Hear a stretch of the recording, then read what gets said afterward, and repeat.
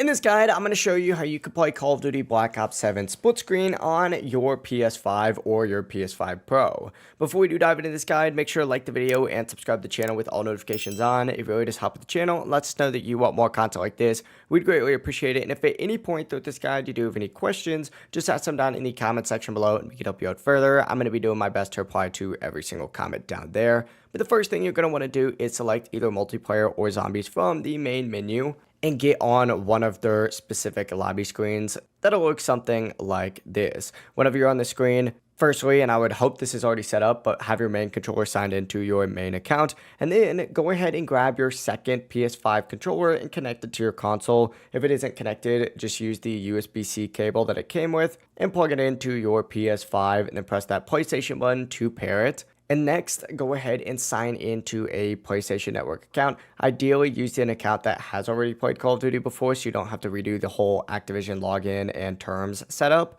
If you have to do so, don't worry, it's not that big of a deal. Just go through it. And once you do have that second controller connected and sign into that account, look up in the top right corner where your operator does show up. If you don't see player 2, press the X button on that second controller and it should sign you in and you'll see split screen along with your second account's name. But sometimes it does automatically show up. Essentially, just press X, and once both players are connected, go down to Find a Match down in the bottom right corner. You may need to acknowledge a few terms again. But after that, pick any compatible game mode like Gunfight, for example, or start a private match, or even hop in zombies. It really is as simple as that. If this guide did help you out, make sure to like the video and subscribe to the channel with all notifications on. It really does help the channel and lets us know that you want more content like this. We'd greatly appreciate it. And if at any point throughout this guide you do have any questions, just ask them down in the comment section below and we can help you out further. I'm going to be doing my best to reply to every single comment down there. Have a great rest of your day though.